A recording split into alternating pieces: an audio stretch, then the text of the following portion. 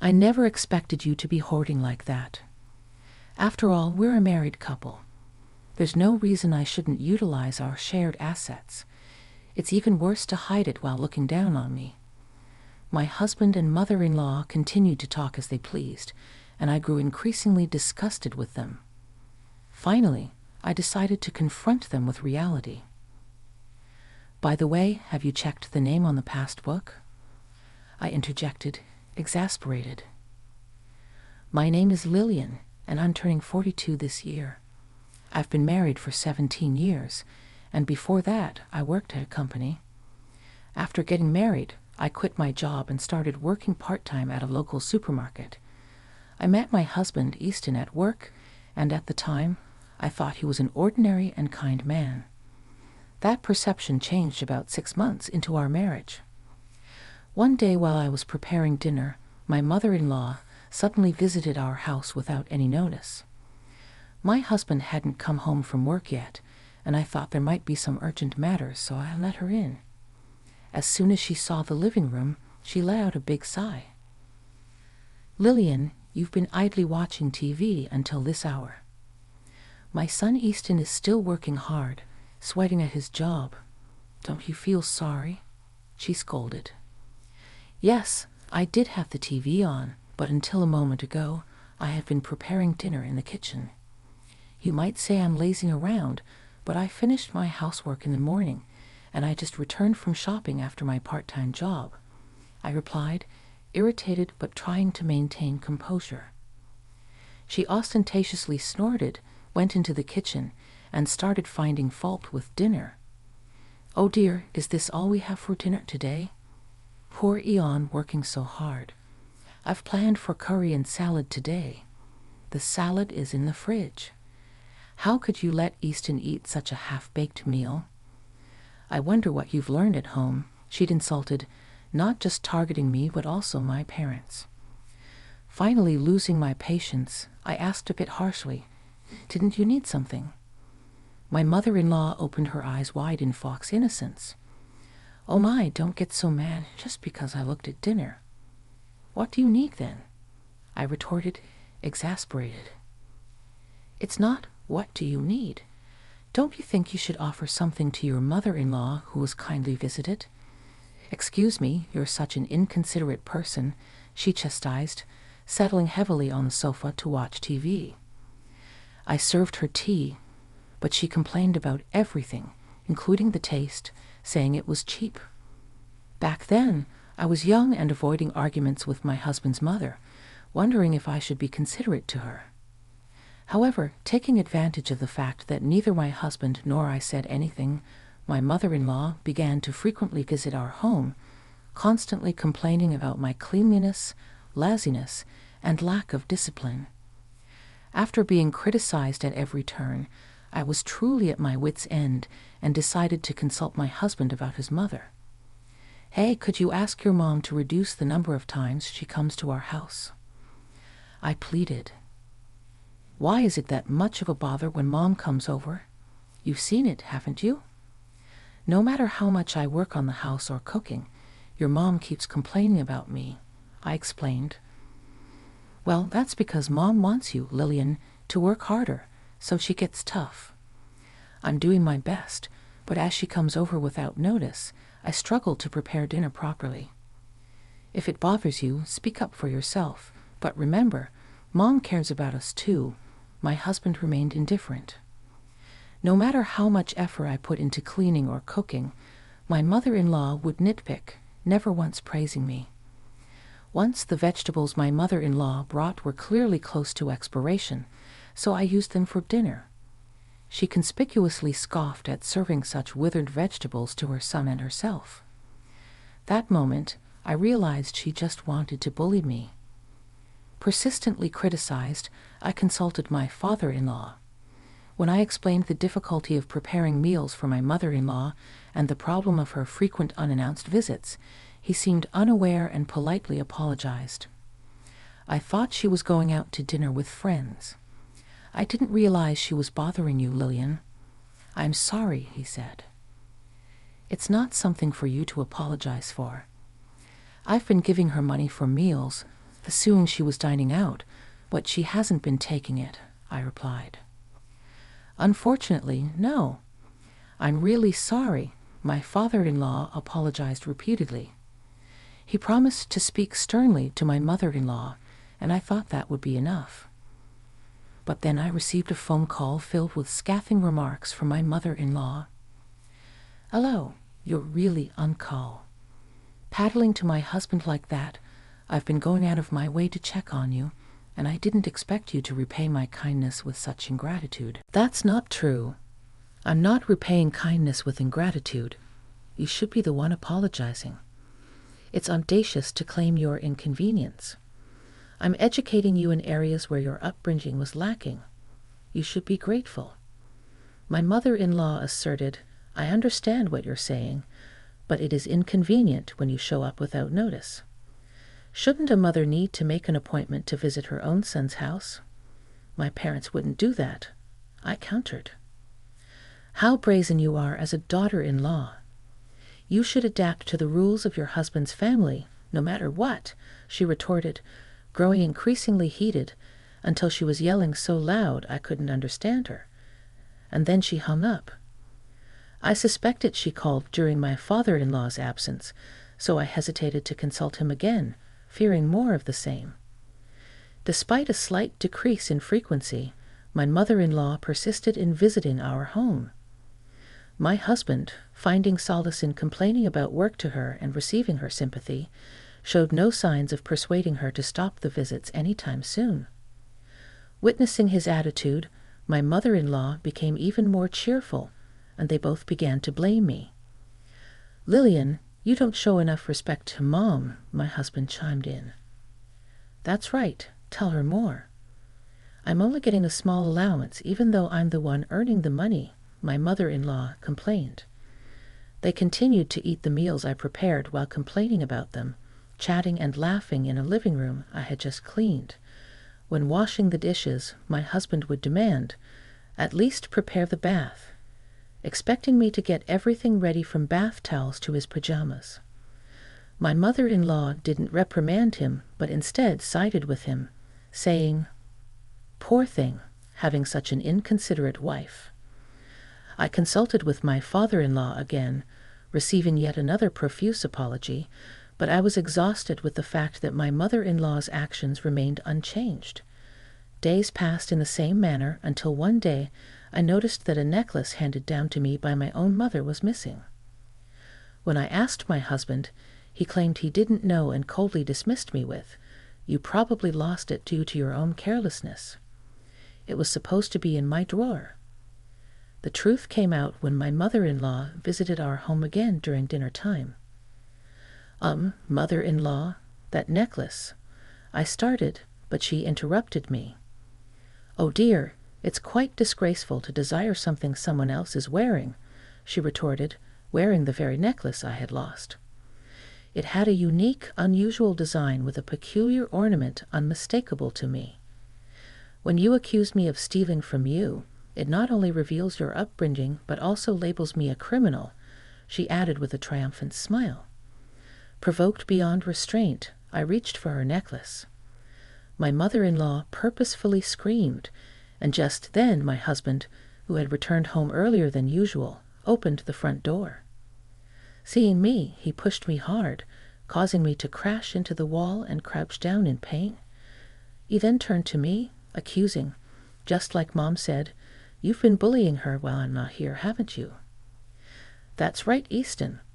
Lillian is really terrible," my mother-in-law chimed in. "I just wanted to get along," I pleaded. "No, listen, the necklace your mother is wearing is the one I said I lost." I didn't want to hear any excuses. I pleaded. "Mom, let's eat out tonight." "You better reflect on your actions," my husband declared, pulling my mother-in-law away.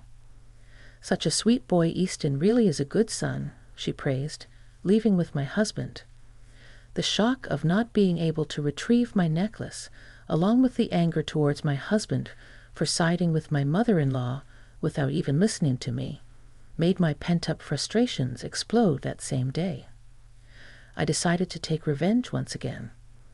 I had a talk with my father-in-law while he apologized to me. He listened attentively to my story. I discovered that he was also fed up with my mother-in-law's outrageous behavior. During this conversation, I decided to devise a plan. When my mother-in-law, as usual, came to our house without learning her lesson, flaunting the necklace and enjoying my reaction, I deliberately told her I forgot to buy something. "Could you look after the house for a bit?"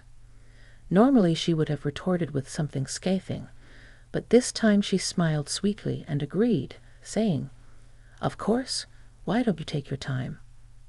You're always busy with housework."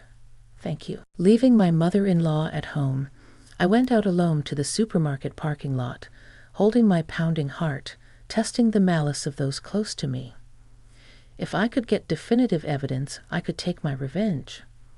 Yet part of me also hoped that my mother-in-law and husband would reflect on their actions and change. Exactly 30 minutes later, I returned home with shopping bags.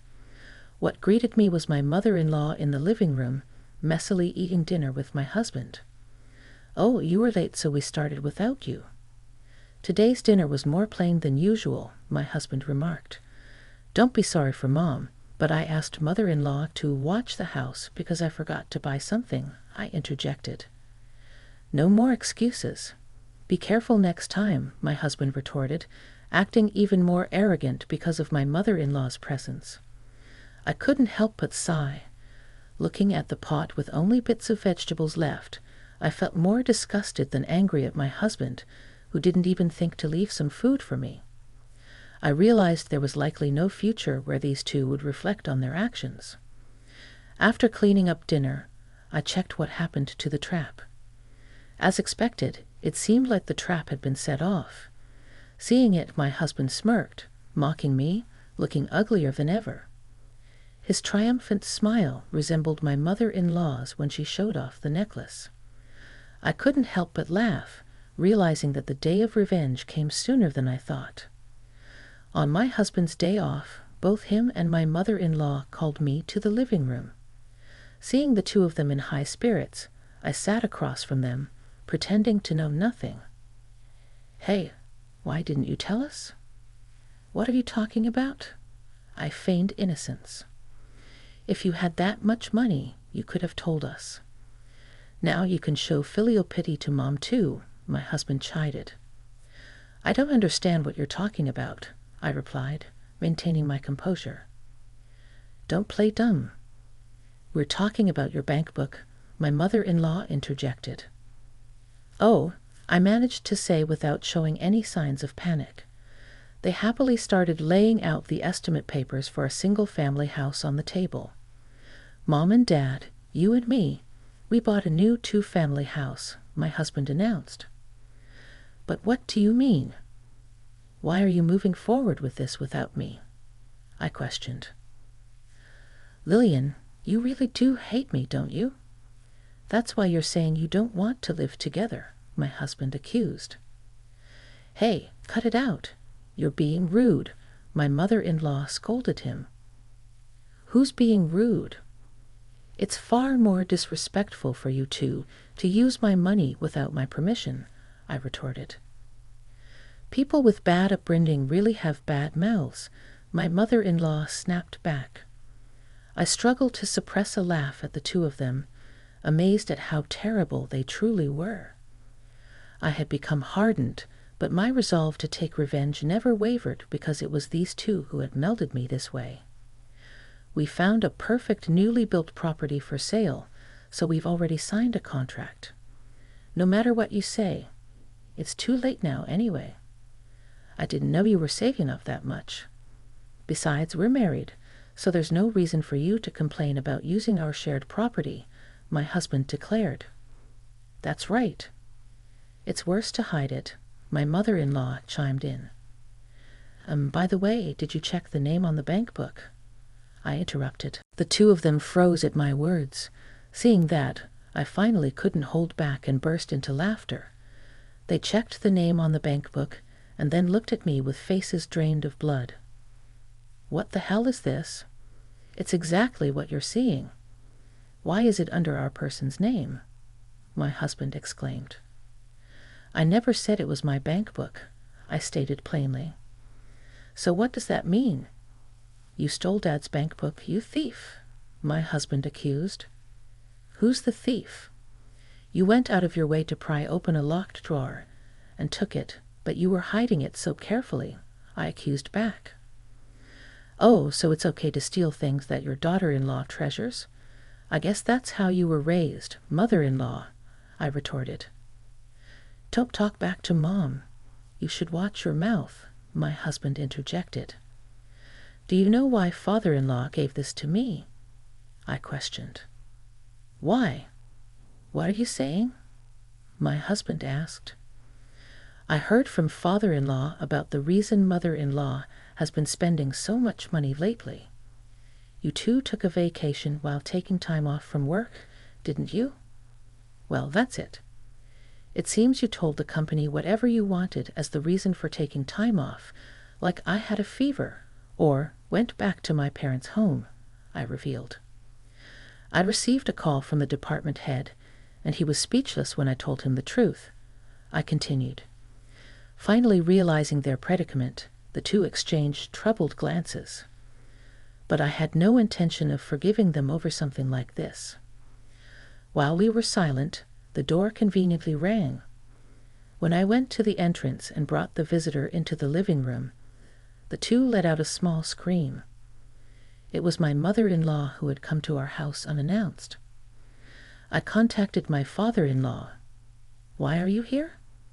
I've told you countless times not to cause trouble for Lillian, he admonished.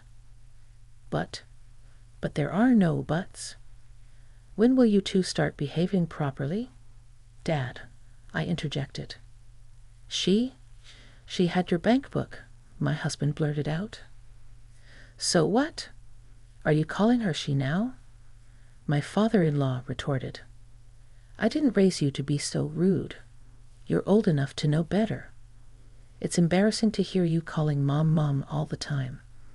If you can't treasure your wife, what's the point of calling her she? If you say that she has treasured me too, are you saying you're not being treasured? My husband countered. I've been working so as not to cause you trouble, and I thought I'd managed to save a decent amount of money. I've tried my best to give you both financial freedom, allowing you to do as you please. And now you expect me to turn a blind eye to the mistreatment of your wife. Throughout this exchange, whenever they tried to make an excuse, my father-in-law would fire back, unfazed, until they were rendered speechless. He delivered the final blow to the two who were shrinking and hanging their heads. By the way, about the bank book, I left with Lillian. I told her to take it as a nuisance fee, because I felt bad about how much trouble you two have been causing. No matter how much I warn you, you continue, and you two even bought a house with that stolen money. What more should I do for you? The two couldn't say anything, and my mother-in-law ended up being taken home by my father-in-law. Before she left, I pointed at her neck and was able to safely recover the necklace. Seeing this, my husband guessed what had happened and forced his mother to bow her head in the now quiet living room. I handed the divorce papers to my husband, who was completely deflated. Why? What do you mean, why? He stammered. After all this, you still think we can stay married. But you're only mad at Mom. Of course, I'm disgusted with you too. No, I want a divorce, he protested. Then shall we go to court? We'd have to expose everything you've done to the court and your company, though, I countered. Oh yes, we've got it all on camera. You two breaking open the lock and taking the bank book clearly shows you two desperately breaking a lock, my father-in-law added. No, you're lying. It's amazing how you can call others thieves after doing such a thing, my husband exclaimed. All of that will be made public, and you'll probably have to cover the $300K you used of your father-in-law's money, my compensation, and the court fees. What are you going to do? I asked calmly. Why can you say such cruel things? You still don't get it. Should we have your father lecture again?